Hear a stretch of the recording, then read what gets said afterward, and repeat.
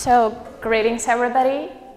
Before starting my speech, I want to thank my mother to bought me this beautiful suit.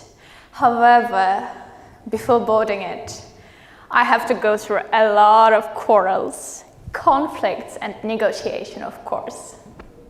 So, guess what? Yesterday, when I told my mother that I'm going to be on YouTube and I'm going to be on TED Talk, my mother said that, oh, I guess that on YouTube I'm going to see almost $1,000 suit, not my daughter.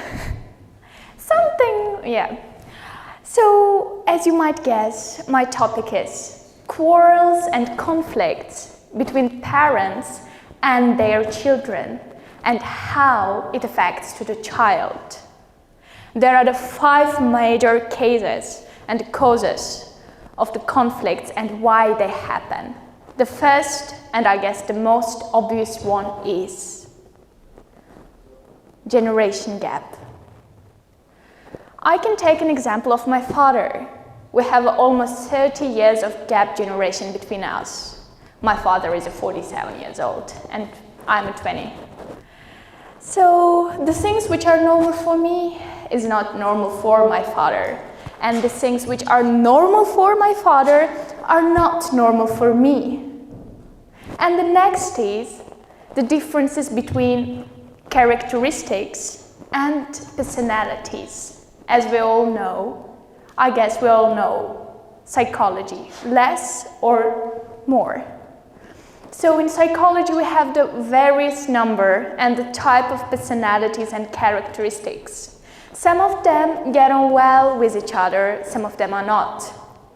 And me and my mother, and also my peers, my friends and their mother, in majority of the cases, they do not get on well.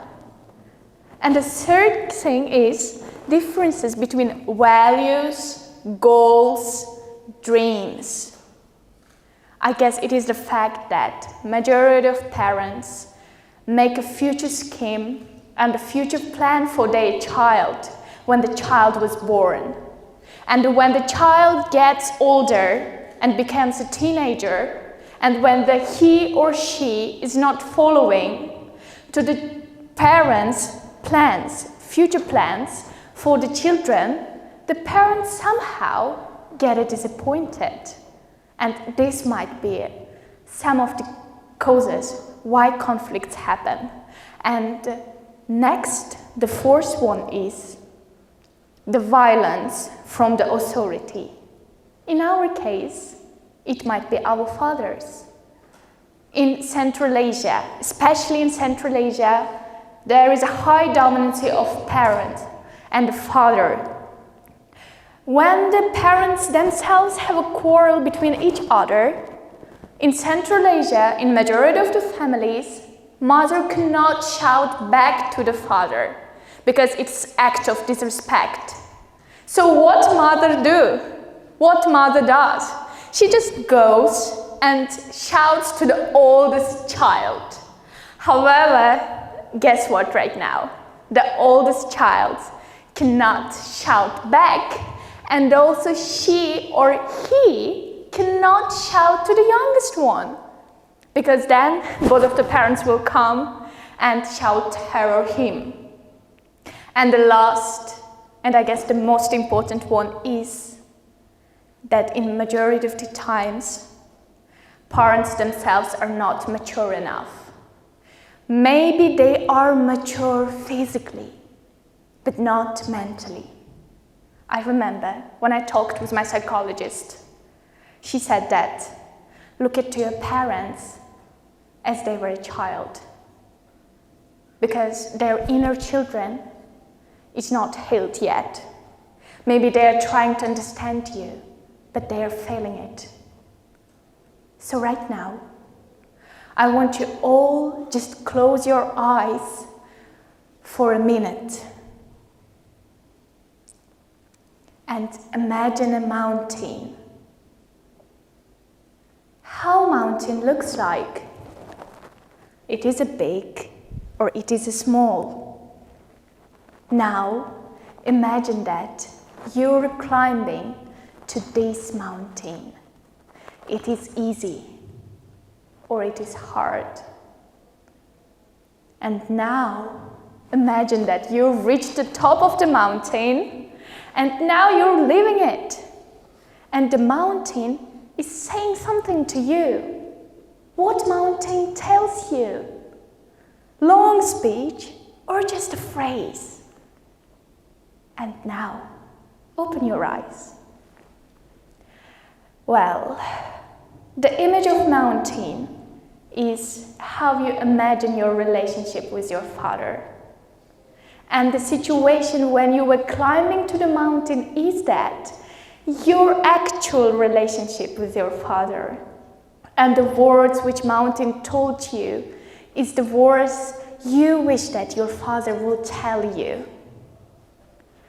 And now I want to talk about how conflicts affect to the child. In the data where I found, they were told that it affects in a child's development in 3 ways. The first one, social. The second one, emotional. And the third, behavioral. What do you think? Which affects mostly to the girls? Of course, emotional one. And the 4 boys, behavioral.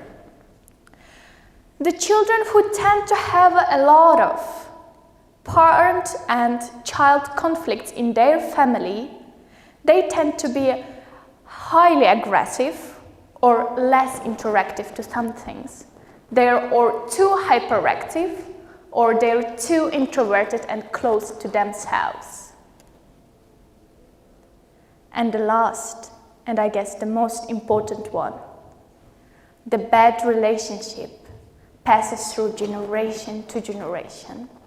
It means that if you're right now having a bad relationship with your parents, you may also have a bad relationship with your kids.